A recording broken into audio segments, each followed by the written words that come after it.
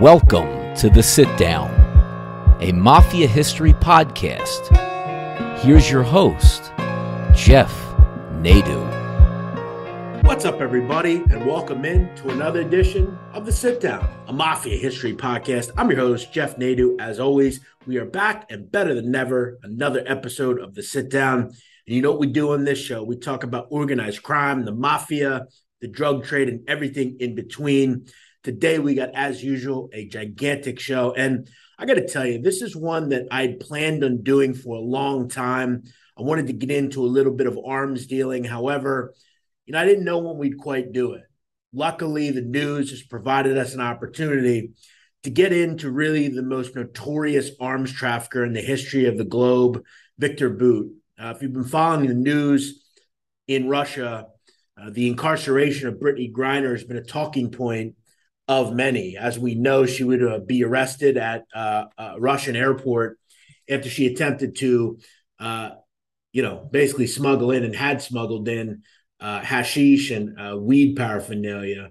She was arrested. She was ultimately sentenced to 9 years in prison. And the United States government has been working on some sort of prisoner swap to get not only Paul Whelan, a ex-American, but Brittney Griner as well. And one of the names that has popped up and has been moved around is the name Viktor Bout. And a lot of people have wondered who exactly is the man they call the Merchant of Death. Well, today we're going to unearth who exactly Viktor Bout is. We're going to get into his early life, how he got involved with arms dealing, the things he was ultimately involved with, and how the federal government was able to catch Viktor Bout. At one point, members of the DEA would say that they viewed Viktor Bout as untouchable, and they needed to go out of the box to arrest him.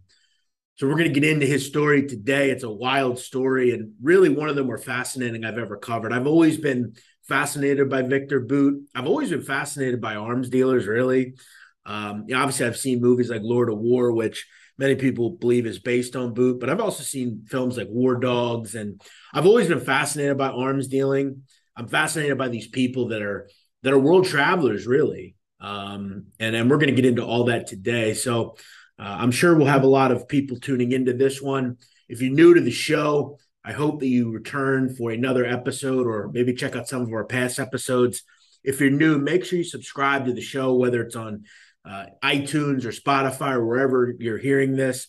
And make sure you leave us a review and let us know what you think of the episode and or other episodes. And make sure you check us out on Twitter at the Sitdown7, where you can follow updates about the show and get involved with our Q&As and things of that nature. Also, if, as usual, you can't get enough Mafia content, who can get enough of organized crime content? You can check us out on YouTube just by searching the Sitdown, a Mafia history podcast. We do a lot of shorter, about 20-minute videos there, do some lives occasionally, just try to have an all-encompassed podcast. So without further ado, we don't really sit here and have a lot of preambles on this show. Let's get into it. Viktor Bout on the Sitdown. Viktor Bout was born January 13th, 1967 in Dushanbe, Tajikistan. Now, a lot of people that are listening to the show right now may not know where exactly Tajikistan is. It is a landlocked country in Central Asia. And at one point, it was part of the Soviet Union. But in 1991, as we know, the USSR would disintegrate and Tajikistan would become an independent sovereign nation. At one point, really between 1992 and 1997, Tajikistan would actually be engaged in a civil war, but independence would immediately come. It's said that Viktor Bout is actually of Ukrainian origin and that his parents were from the country that's now at war with Russia. It was said that Viktor Bout's father was actually a mechanic, and he kept the books for his business and some other businesses in the area. It was said that Viktor Bout would early in his life develop a passion for learning languages. And one of the things Viktor Bout actually learned English from was by listening to American music. He was a typical kid. He enjoyed sports. He enjoyed languages. He actually at one point was a very accomplished volleyball player. He enjoyed girls, obviously, and had an interest in the military, which a lot of young men do, really, wherever you are. Viktor Bout would ultimately go to a place called the Military Institute of Foreign Languages, which is a subset school inside the Military Institute in Moscow. Think of it like any college. They have different buildings: School of Business, School of Criminal Justice. They had a School of Language, a linguistics department. It's actually said that Viktor Bout is actually a polyglot. And if you know anything about what a polyglot is, it's someone that knows multiple languages, is involved with having some sort of fluency in different languages. And it's actually talked about that Viktor Bout actually is someone that can actually conversate and read up to 20 different languages. He would claim that he's actually fluent in 6 languages, and they would be obviously Russian, English, Portuguese, French, Arabic, and then Farsi. He also, weirdly enough, is reported to be fluent in Esperanto, which a lot of people aren't really sure about Esperanto. You probably never heard of it before, but basically what it is it's really the most casually, widely spoken, constructed language. It was created by a guy in 1887 as a way to basically make it easier to communicate. And it has subsets of some English, some Spanish. It's kind of a weird auxiliary language. In fact, weirdly enough, if you've ever heard of George Soros' father was very involved with Esperanto and actually would teach George Soros Esperanto at one point. So Viktor Bout has always been an individual that had been very interested in languages. Ultimately, after his time in college, Viktor Bout would serve in the Soviet Air Force as a lieutenant, and he would act as a translator as well. He'd be a part of a elite regiment in the Soviet Army called the 399th Regiment, and he would be based out of Belarus, which was at one point as well part of the USSR. If we know anything about Belarus currently, they are very close with Russia. A lot of their dealings that Russia has are based in Belarus, and Belarus is very much still a mouthpiece for Russia. During his time in the military inside the Soviet Union, Viktor Bout would actually spend time in Angola, the country of Angola, which is in Africa. And he would be tasked upon kind of being involved in some of the different things that were going on there. Obviously, if you know anything about Angola, Angola was involved in civil war at one point, and would also spend some time in Mozambique as well. But he started to really kind of make some connections. At one point, it was actually talked about that it's possible that Viktor Bout may actually have been a KGB operative. An expert of the Soviet and Russian military at the Army War College, a guy called Stephen Blank, would say that the institute that Viktor Bout was in was a, quote, breeding ground for intelligence officers. Bout would say that he was never a spy, but many of his connections, including a guy we're going to talk about called Peter Murchev, would say that Bout once worked for the Soviets' Foreign Military Doctorate, or GRU. So it's likely, look, anytime Viktor Bout says something, we have to automatically, think of it as a lie. He doesn't really ever tell the truth when it comes to anything. But it's probable that he was at one point an operative. After leaving the military in 1991, he would become very involved, like I said, in living in not only Africa, but he would ultimately move to the United Arab Emirates. He would move to a city called Sharjah, which is one of the bigger cities in the UAE. He would actually meet a woman called Allah, and they would move from Moscow to the UAE. And that's kind of where he decided, okay, what am I going to do with my life? Where do I go from here? The Soviet Union was kind of a mess in 1991. There was a collapsing economy, and Boris Yeltsin had kind of become a mess. It was just a complete mishegas, if you will.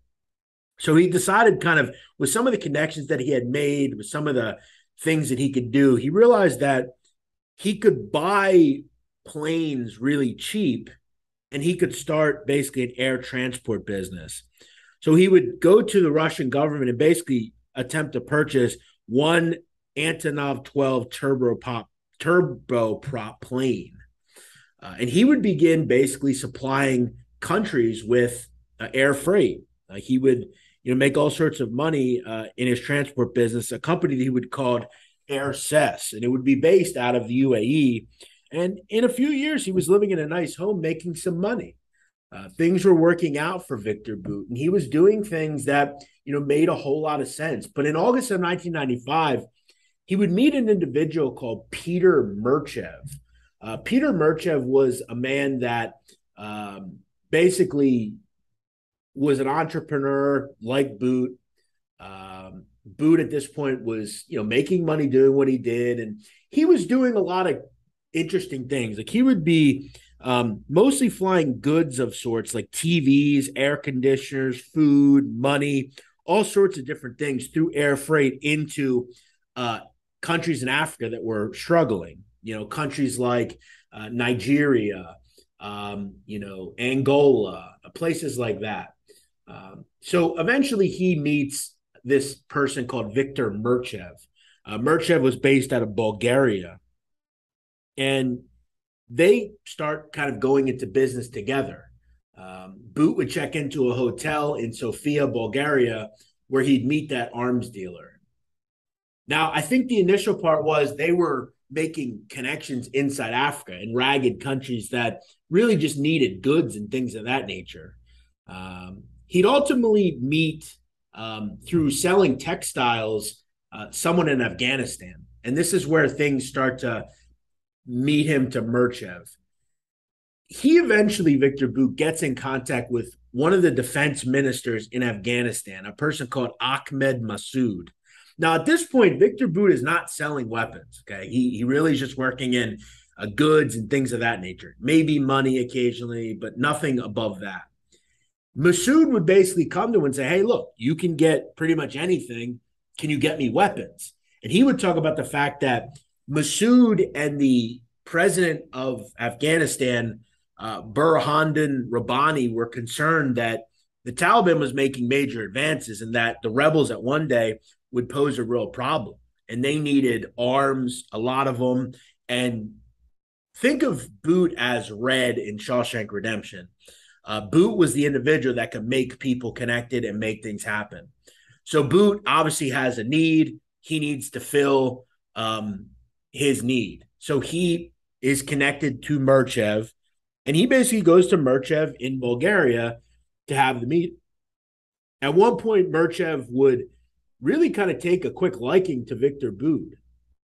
They would really kind of hit it off quite well. And Murchev will kind of talk about how he got involved with weapons dealing. He would say that really after the Cold War, there were tons of manufacturers that had weapon availability, and no one in the global market really had access, and that they believed in Bulgaria that they could sell off all these weapons and make tons of money. The problem for people in Bulgaria was nobody spoke English, according to Murchev, and he was the only person in that business that had the ability to speak English, and he quickly became the conduit for weapons exports through Bulgaria into other countries.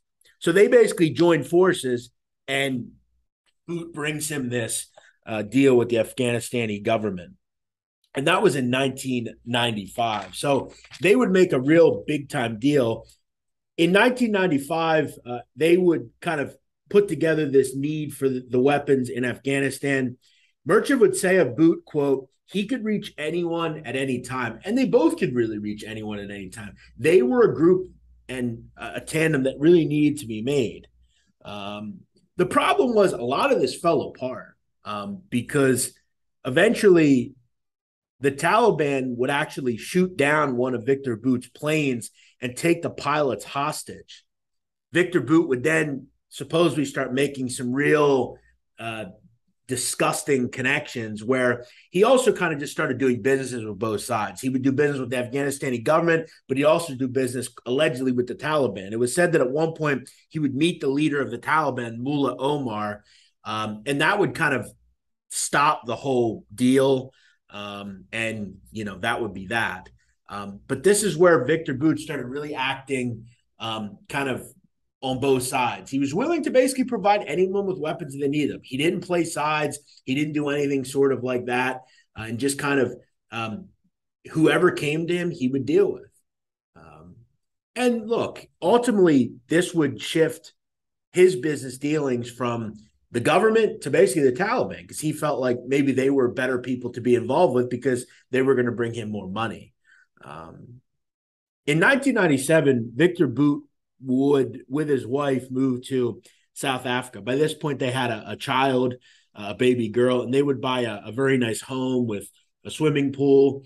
And this is where Viktor Bout makes a connection that would be a long-standing connection to him. He meets a guy called Andrew Smullyan.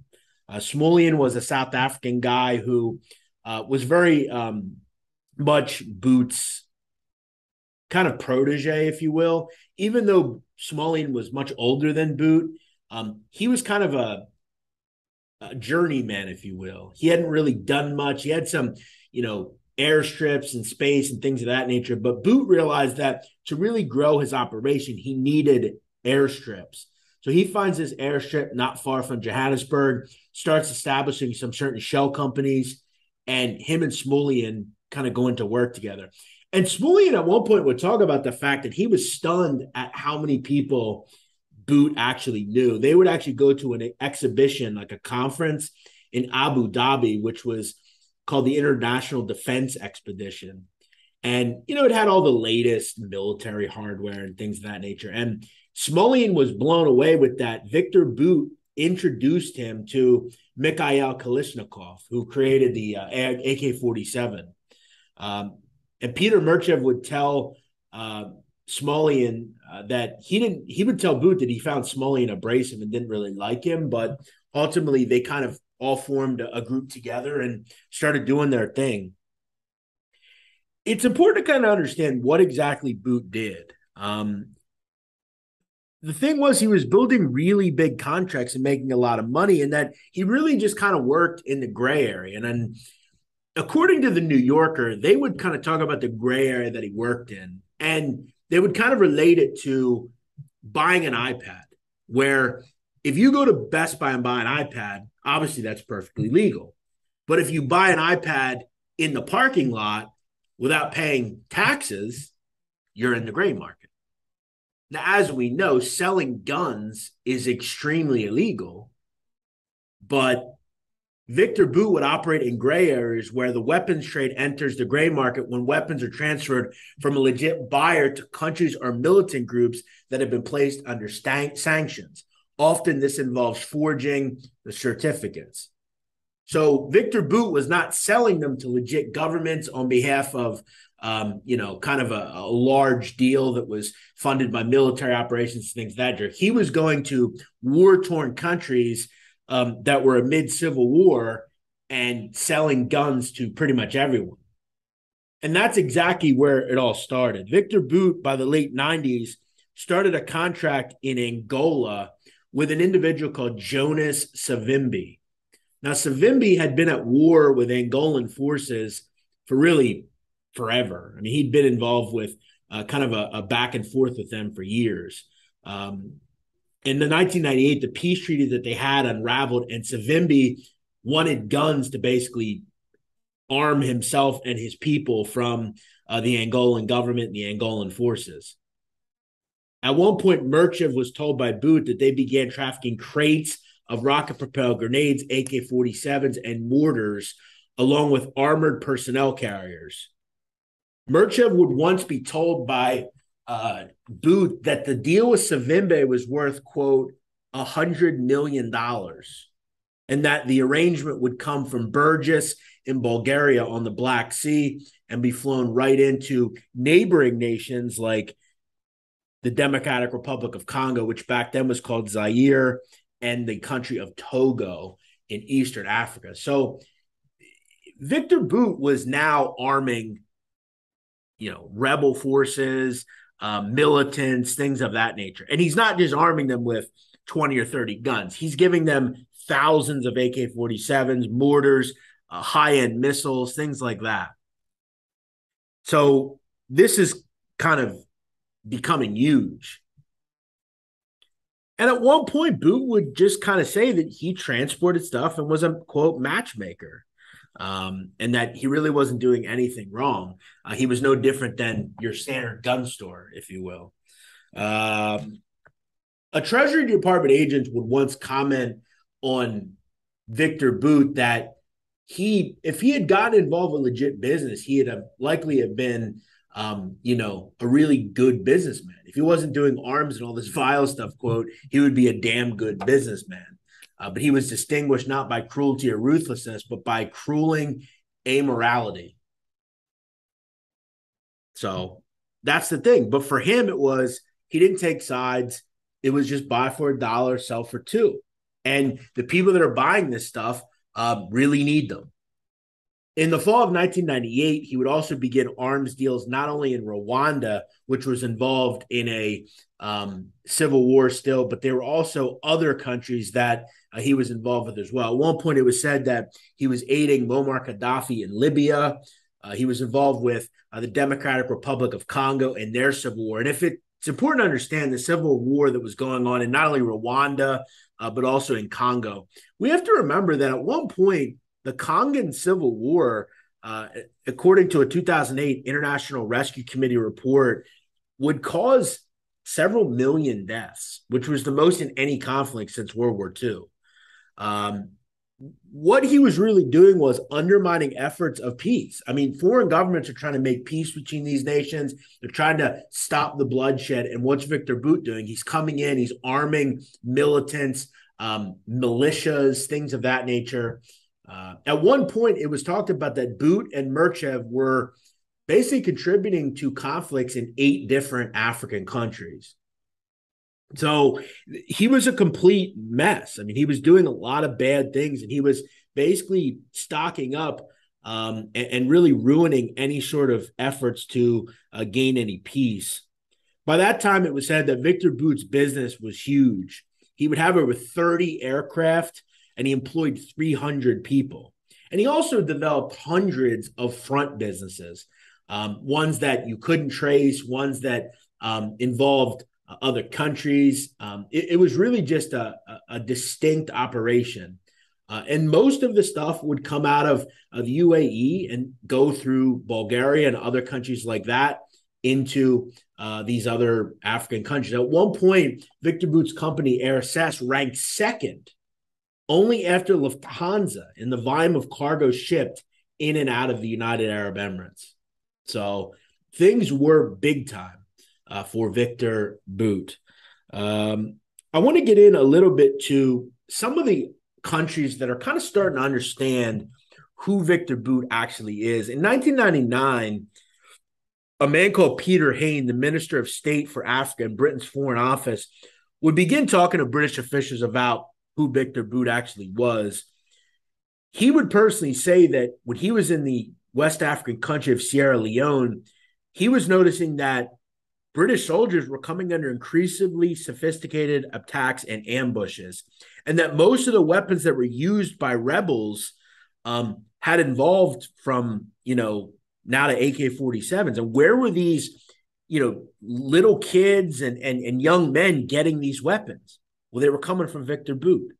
And a lot of these weapons were being smuggled out of the country into Sierra Leone and other countries. So all this weapon on the street was just flowing into other countries. It was a bad time in Africa, and all the hardware was coming from Viktor Bout. At one point, Han would basically come up with the nickname Merchant of Death.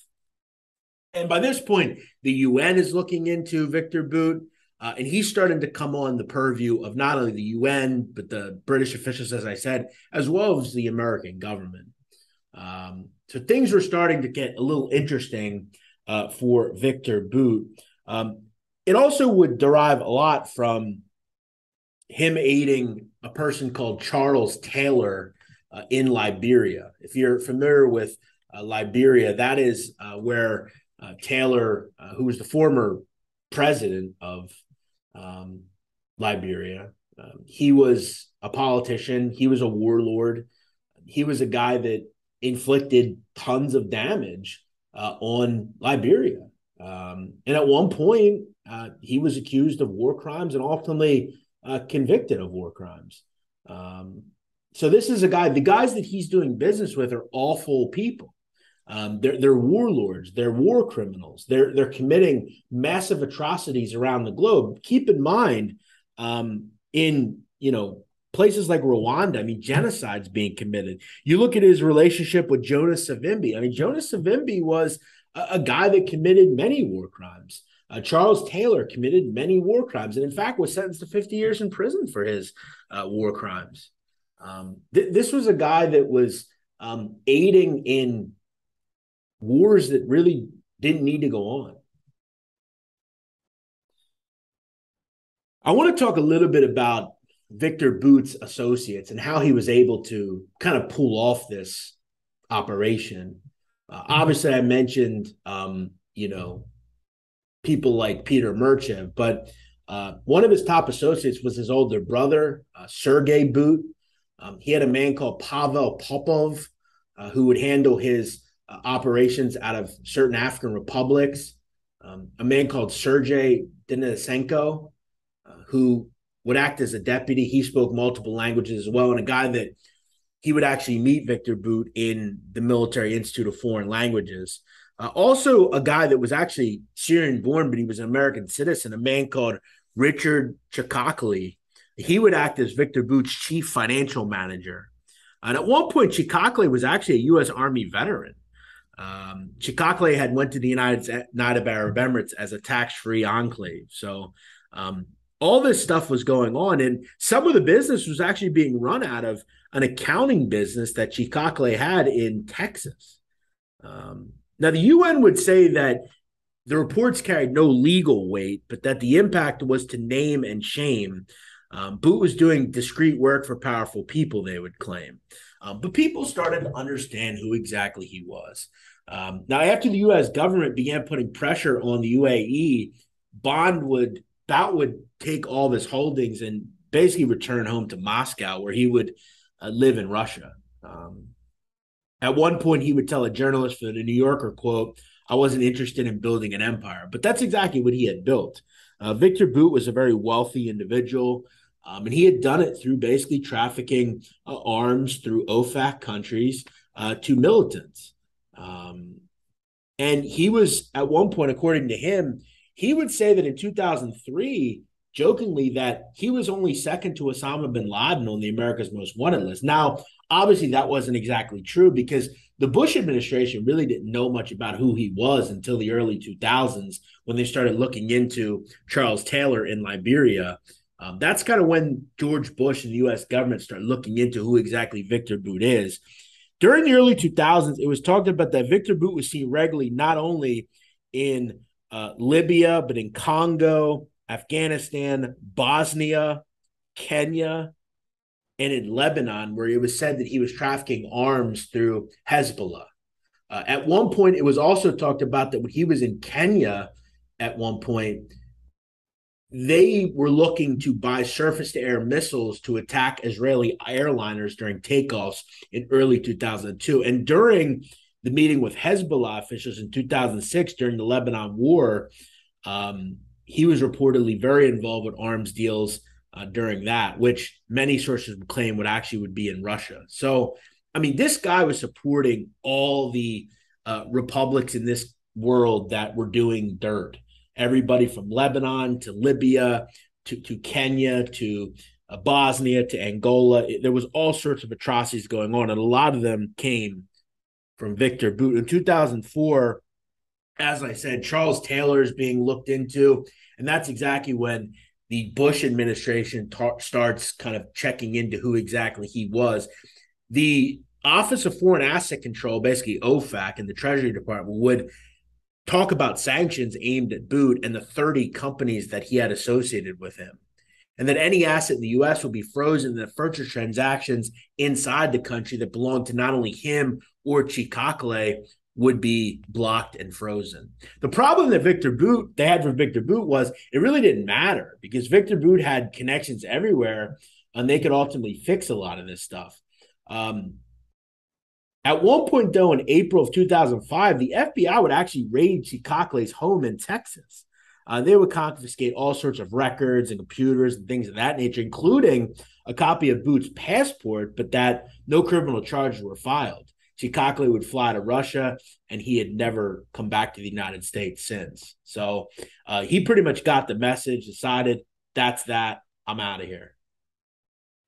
At one point, it was actually uncovered by the U.S. government that Viktor Bout was so sophisticated that the Department of Defense actually worked with two of his companies that were under sanction in their database. They had actually bought tents and frozen food from one of Bout's companies that would help U.S. servicemen in Iraq.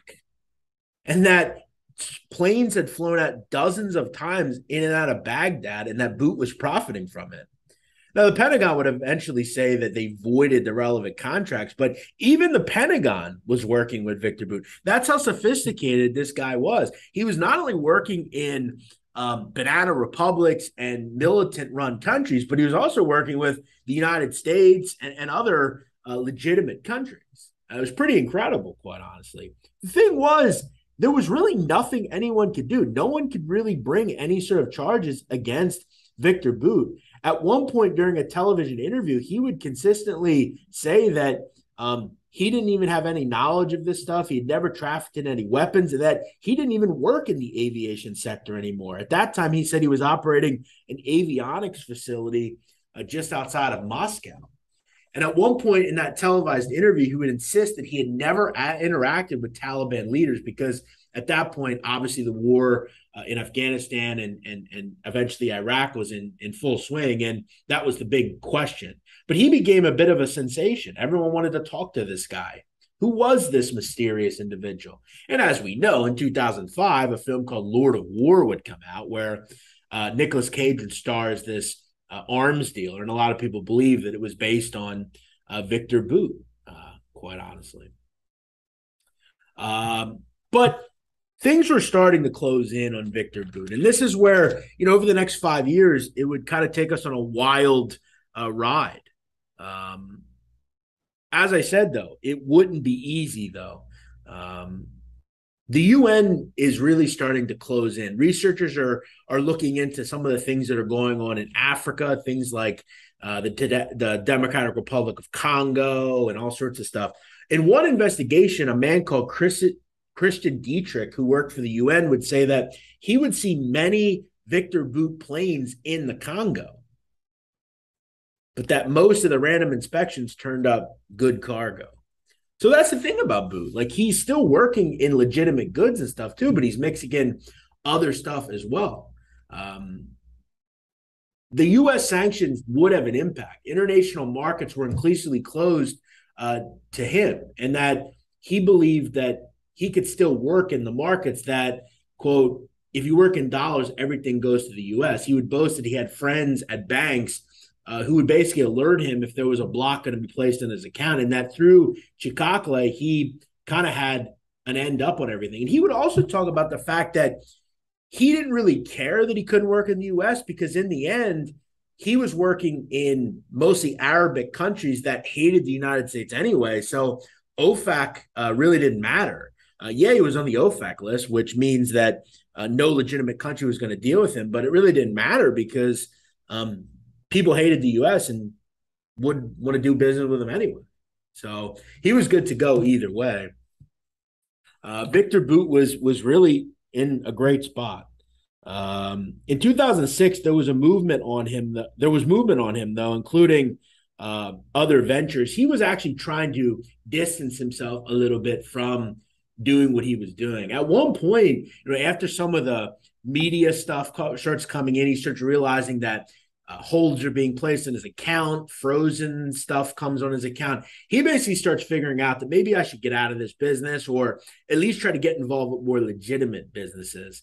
At one point, he had considered, through his old friend Andrew Smolian, to maybe establish some sort of low-cost airliner in Russia, but they were unable to get the cash needed to buy the capital they wanted. Instead, Viktor would buy 5 acres in a Russian town called Maykop near the Black Sea, where he planned to develop a farm that would produce arugula and goat cheese. According to him, you couldn't find good arugula in Russia. So, that was kind of something that he felt like, maybe I'll try to just get out of this. A lot of his planes sat abandoned. In fact, 2 of his planes were gathering dust in Congo. 3 sat abandoned in the UAE. One of them, which was an Aleutian 76, had actually been turned into a billboard in a town 30 miles northeast of Dubai. So, he was trying to, I think, distance himself or just kind of make it look like he was doing other things. Now, by this point, an individual called Juan Zarate, and he was kind of part of the White House at one point. He was part of the DEA. He had acted as one point as a counterterrorism advisor to President George W. Bush. He had been monitoring through the Treasury Department Bout's finances for a long time. And he wanted Viktor Bout. But by this point, many in the DEA viewed Bout as, quote, untouchable, and that maybe there was a 5% chance they could figure things out. They weren't going to get him through any of the things he had already done. They were going to have to come up with a really sophisticated operation to get him to hopefully bite on something. But as we know with these guys, they have tons of passports. They're very smart. They're very involved with what's going on. They're very wayward moving as far as they understand talking in code. They're not going to make any stupid furtive moves. They're not going to lack on security. Getting Viktor Bout was not going to be easy. He would meet with an individual in the DEA called Mike Braun. Mike Braun was the chief of operations for the DEA. And by this point, the government had done a pretty good job in this country of arresting not only warlords, but arms traffickers. In fact, several weeks before, they had arrested a man called Manzar Al-Qassar, who was a prolific Syrian arms trafficker. And they did it through these elaborate ways of catching people. So they knew that if they were going to get Viktor Bout, who was the pick of the litter, they were going to have to do it in a very different way. They knew, first of all, he was in Russia and that they weren't going to get to him in Russia. They would have to come up with a concocted scheme to figure it all out. So the supervisor of the operation was a guy called Louis Milioni. Milioni would come up with an elaborate scheme that I'm going to get into as to how they would eventually catch Viktor Bout. They would basically say, Milioni, that the first goal when you're trying to get someone like this is you have to go to someone that's in his intermediary. So a friend of his or one of his minions or something. And the goal is always to go to the weak link. Find a junkie that's connected to a drug dealer and then get the drug dealer and go to the top. That's kind of how they did it here. They would find out, the DEA, that old friend of Viktor Bout, Andrew Smolian, was in a really bad part of his life. By this point, he had not talked to Bout in about 5 to 10 years. And he was now 67 years old, living in Tanzania and working in a front office of a hypodermic needle factory. And that he was, quote, broke. So Smolian was in a really bad way, but he knew that if Smolian could get in touch with his old friend, they could present something to not only Smolian, but to Viktor Bout, hopefully. So they didn't go to Viktor Bout with any bullshit. They went with a real scheme. Now, Smolian was not an informant. He basically was still involved in the business as far as they knew, and that they would attempt to get in contact with Bout through Smolian. The government and the DEA would send 2 undercover officers to meet Smolian, and they would settle on a place called Curacao, just off the coast of Colombia.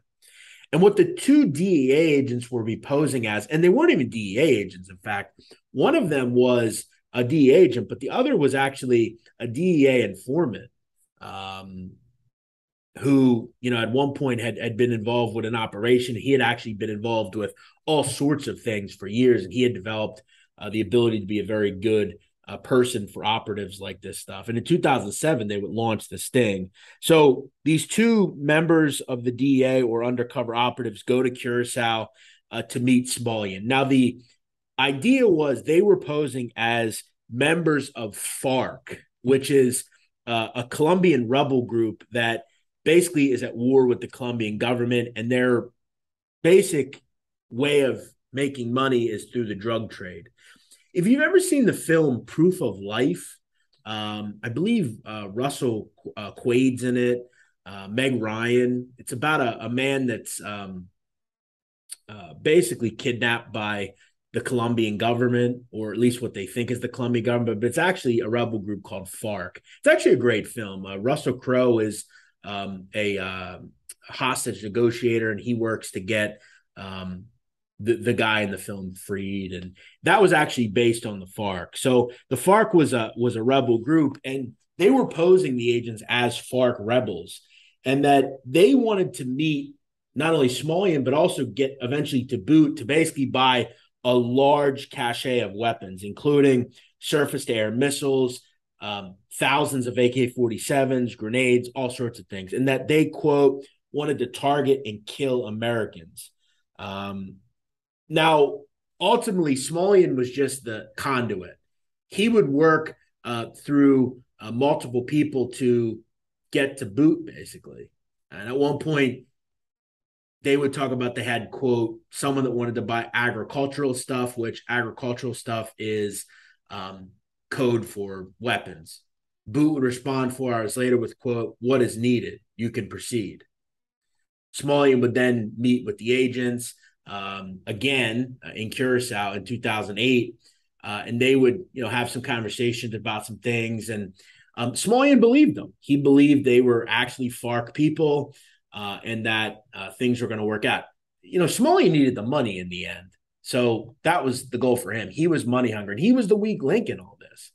At one point, the two people involved in this, the agents, Carlos and Ricardo, which were their names, they would tell Smolian they were eager to inquire everything from shoulder-fired missiles to target helicopters flown by American pilots, but they also would declare that they had plenty of cash and could cover all of Smolian's expenses. So that really it turned out for him. Smolian would respond that he was able to acquire what they needed, and that he knew someone in Moscow, a Russian, whom he called, quote, top dog.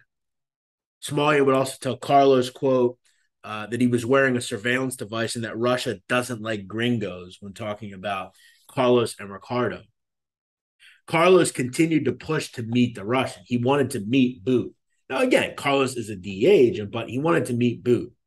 He would say, quote, to Smolian, we want to talk face-to-face to see that this is for real. Smolian would balk again. He would say, quote, the Russian was very protected at the very top and very close with President Vladimir Putin. Think about that in the grand scheme of what's going on today. But from also what Smolian understood, that protection only applied inside Russia. Smolian needed to talk it over with the, quote, top Russian. He would leave Curacao the next day and head to Moscow. So this was the government's plan. They were going to try to get to Viktor Bout and then get him in a room and get him to start talking about weapons, and that he could make things happen. Eventually, Viktor Bout would meet with Smolian in a town about 25 miles from Moscow where he had a summer home. It was a nondescript area. It was called Goltasino. And they would have a meal and just kind of chat and talk about things. The problem that Smolian would learn is that Viktor Bout didn't exactly want to do the deal. He would tell Bout that, quote, they were doing a prospective deal with a group called FARC, and Bout was smart enough to understand. He knew what FARC was. He would say that he, quote, didn't work with drug dealers. FARC would stress that although they sold cocaine, the men that he mentioned had portrayed the group's fight as political, not criminal. And Bout would think it over for a long period of time. He knew that he couldn't make as much money selling arms, but there was a lot of money in this. They were desperate people, and Bout could probably make some money and maybe even get him to buy some of his old prop planes and different planes that he had. He would tell Smolian to, quote, press on, but urge to proceed cautiously, discarding any mobile phones, SIM cards, receipts, and other things that he had used to make the deal happen.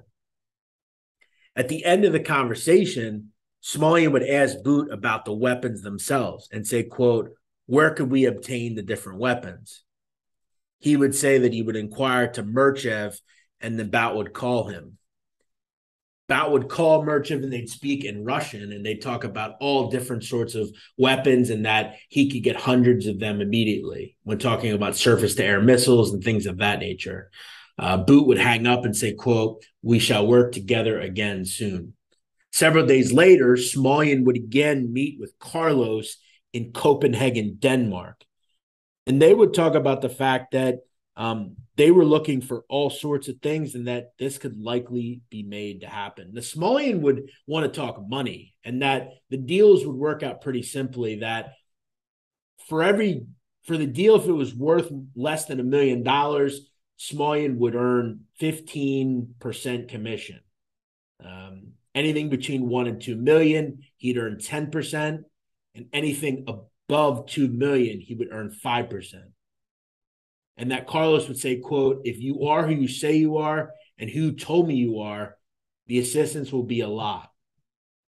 So things were working out. At one point, Bout would also calculate that the FARC's uptake of arms could reach 100 tons and that the total deal was about 100 tons worth of equipment. Viktor Bout was set to earn about $12 to $15 million from this deal. So this was a fairly large deal at this point. Remember, Bout is kind of out of this whole thing. He's moving on to other things, but he's still very engaged in arms trafficking. So eventually, the goal is to set all this up. We want to meet Bout now.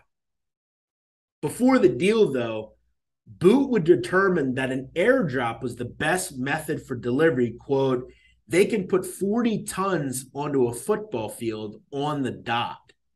And they'll do it at night, so, quote, the gringos can't see peanuts." Now, the rebels, a.k.a. Carlos, seemed convinced and wanted to know when he could see Bout. Bout decided to agree, and they would meet in Romania in several days. The problem was, and the DEA wanted Romania because they had connections with the Romanian government. They could tap telephones and things of that nature. But again, as any good arms dealer was, Bout had reservations. He would talk that he couldn't get a visa. He didn't like Romania, and that he wanted to meet in somewhere like Moldova, Montenegro, Armenia, places that he felt comfortable in. But the agents insisted on Bucharest.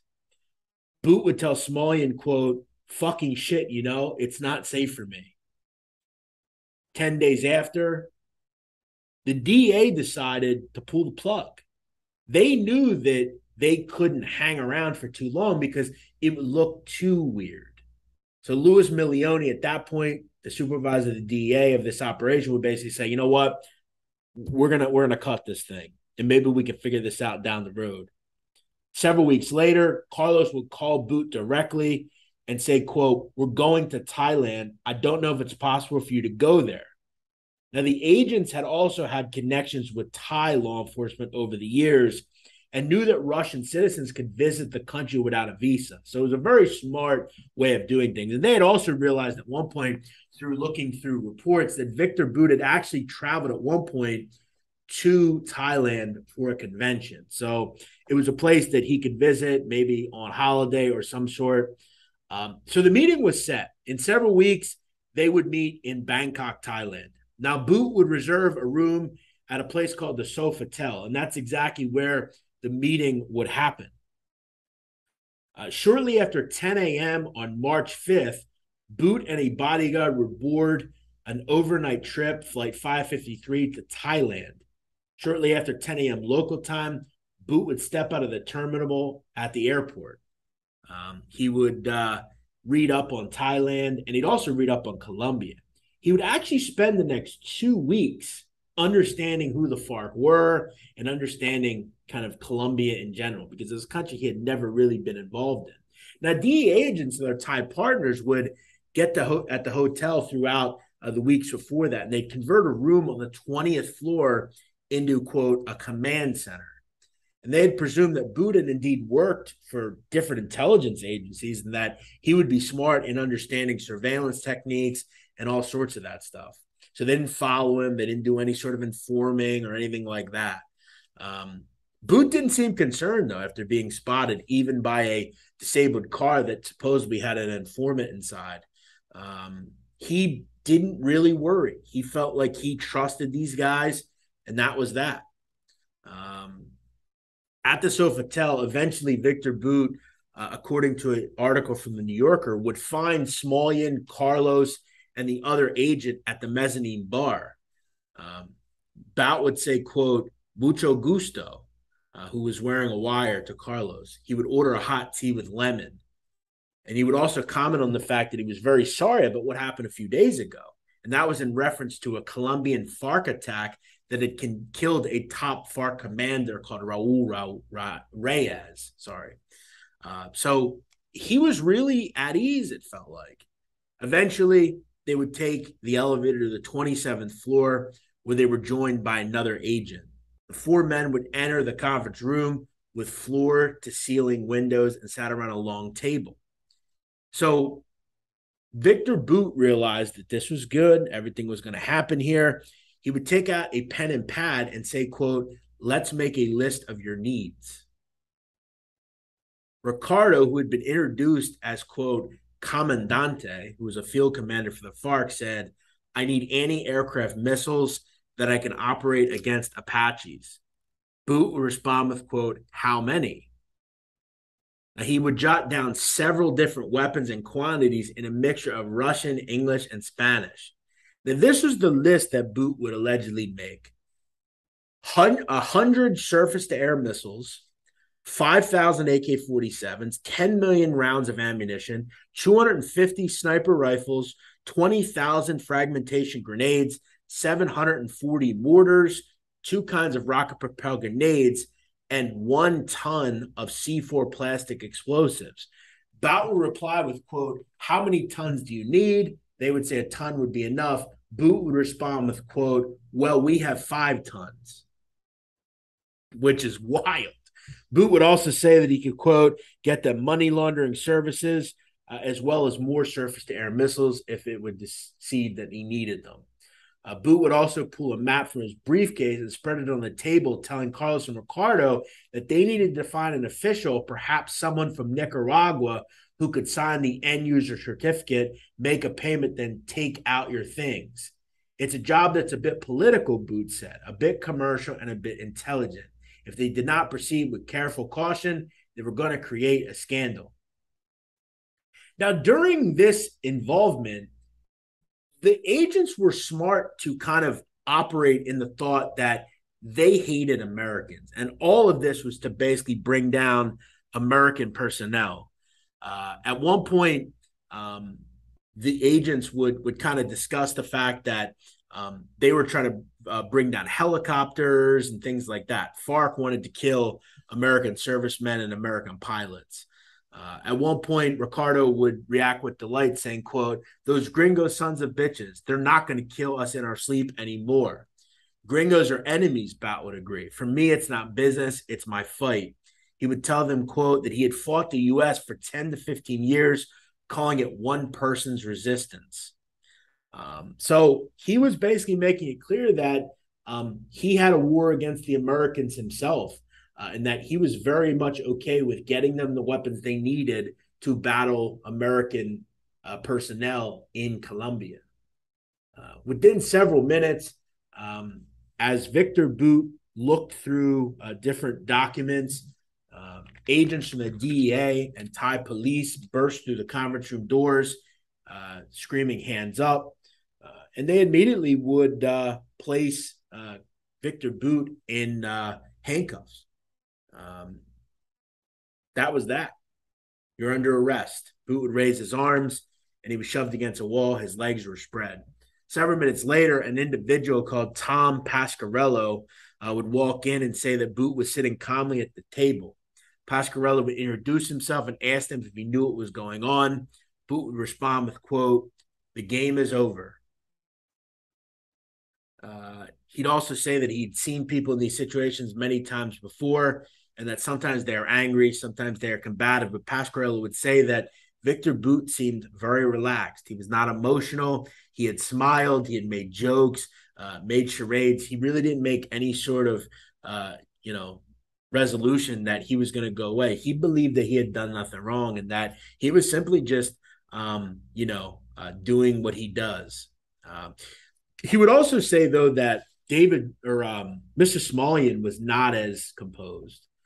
He would quickly flip, quite honestly. The government started basically telling him, look, we're going to get you on conspiracy to acquire anti-aircraft missiles, all sorts of different things. And that he was at minimum going to get 25 years. And he would flip quickly. They would extradite him to the United States, and he would face the fact that he would have to cooperate against Viktor Bout, and they would ship him off to New York City.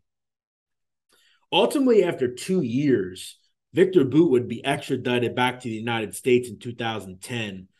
The Russian government would try to block it. They would try to fix it. As we said, Viktor Bout was very involved and very high up and knew a lot of people in the government, including Vladimir Putin. It's interesting because he would be ushered into the United States in 2011, and this trial would start in October of 2011. Weirdly enough, and some of our mob fans will find this interesting, he would consult multiple lawyers. One of the lawyers he would actually try to book was actually Jerry Shargel, who at one point represented John Gotti and all sorts of other mafia members. Jerry Shargel actually just recently passed away. Ultimately, Viktor Bout would settle on a lawyer called Albert Dayan and Ken Kaplan. Dayan was a Russian-speaking Jew from Queens, so he felt very comfortable with Mr. Dayan, and they felt like they had a pretty good case. They also were happy with the fact that they got Judge Shira Scheindlin, who had a reputation for making prosecutors' lives pretty difficult. Basically, they would try to, as any lawyer does, discredit any of the witnesses or the people that they had working. Dayan would step to the podium on the first morning of the trial and say that the very profound truth is that Viktor Bout never wanted, never intended, it was never going to actually sell anyone arms in this case. He would also say, everything will be laid out before you. Bout wasn't negotiating an arms deal with the FARC. Rather, he was baiting them along with promises of arms, hoping to sell 2 cargo jets gathering dust in Congo. So basically, he was trying to basically say that he wasn't actually going to sell weapons, and that he was really just doing it to hopefully grab some buyers for some of his equipment. But he would also, the prosecution would basically say, well, then why was he seeming like a terrorist that wanted to kill Americans? Because he was constantly talking about American foreign policy and that he was cynical about it. And he would also talk about the fact that he was very much a fan of communism and the Cold War strategy. He also said at one point that the American government would say at one point in 2001 that he was prepared to facilitate the U.S. invasion of Afghanistan, providing arms to the Northern Alliance. So, there was all sorts of things that were going against a lot of the things that Viktor Bout would say. At one point, Dan would spend the rest of the proceedings seemingly lost and overwhelmed. He would question the possibility of a fair trial by saying, quote, "Who has got a chance in this machine?" and suggested that Bout was a victim. And that, quote, they hooked him and got discombobulated along the way. So he was kind of seemingly not able to I think, aid in the right defense. Eventually, on the 8th day of testimony, Andrew Smolian would take the stand and go against his one-time friend. Smolian did what he had to do. Victor's eyes would follow him into the door, and it was basically most of the stuff that they were presenting was very damaging to Viktor Bout. His wife knew it. Everybody knew it, basically, in the end. On November 2nd, 2011, Viktor Bout would be convicted on pretty much all counts. He was ultimately convicted of conspiring to provide material support or resources to his designated foreign terrorist organization, as well as conspiring to kill Americans, conspiring to kill American officers or employees, and conspiring to acquire and use anti-aircraft missiles. They would also include charges of illegal purchase of aircraft, wire fraud, and money laundering. Bout would be convicted by that jury in that court on that date. And on April 5th, 2012, he'd be sentenced to 25 years in federal prison, which is the minimum sentence for conspiring to sell weapons. The judge in the case, Shira Scheindler, would rule that the minimum sentence was appropriate because there was no evidence that Bout would have committed the crimes for which he was convicted had it not been for the sting operation. Now, Russia's Minister of Foreign Affairs issued a statement denouncing Bout's sentence as a, quote, political order. And during the trial, Bout's lawyers would imply that he was a political prisoner, and that his wife would say shortly thereafter that the judge conducted the trial in a proper way and that, she felt like it was fair. But in the end, Bout would claim that if the same standards were applied to everyone, all American gun shop owners who were sending arms and ended up killing Americans would be in prison. Now, obviously, they didn't agree, but that was that. In 2013, one of Bout's co-conspirators, Richard Chikakle, was extradited to New York on charges that he conspired to buy aircraft in violation of economic sanctions. So that was that. Viktor Bout would be hailed off to federal prison, and he would spend actually a lot of time in really adverse conditions in MDC in Brooklyn, but he'd ultimately settle where he is today at the United States Penitentiary at Marion, Illinois. Obviously, Marion, Illinois is the same prison that John Gotti was actually housed at. Today, Viktor Bout is 55 years old, and his scheduled release is on August 19th, 2029. At that point, he will be 62 years old. So, it is likely that Viktor Bout will be released at some point. He's not going to spend the rest of his natural life in prison. But to say that we should release him early, and ahead of time for a basketball player that committed a crime in a foreign country is crazy.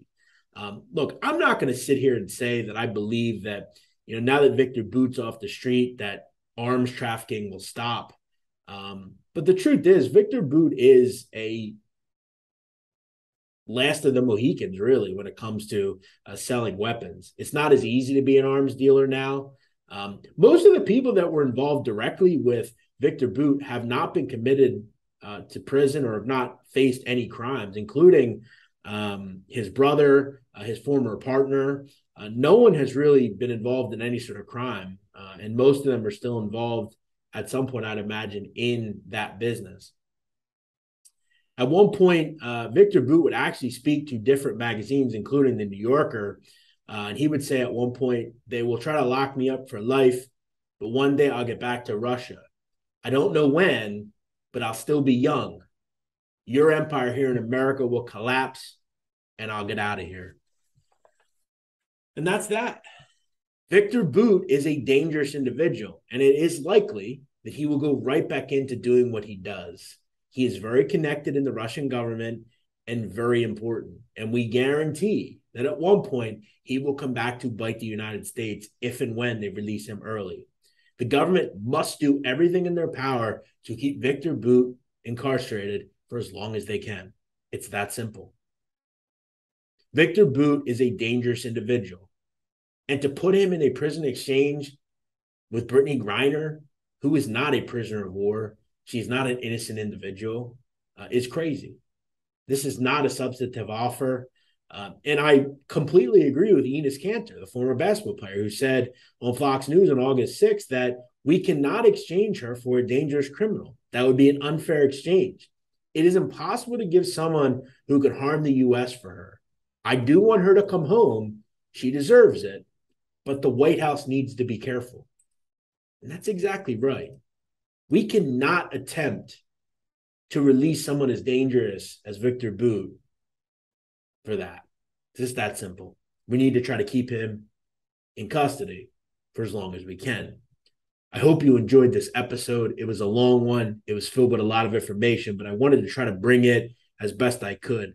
I do want to give a shout out to the New Yorker. There was a terrific article about Viktor Bout. They had put it out about 10 years ago or so. And it was very well done. Some great information came from that. As always, if you enjoy this video, I urge you to make sure you subscribe and make sure you keep supporting the show. We'll get back to the Mafia next week, but I will be stepping out and doing some other things. I told you guys that this is a show about organized crime. This is a show about high-end crime, and Viktor Bout really fits the bill. As always, We'll see you next week here on the Sitdown.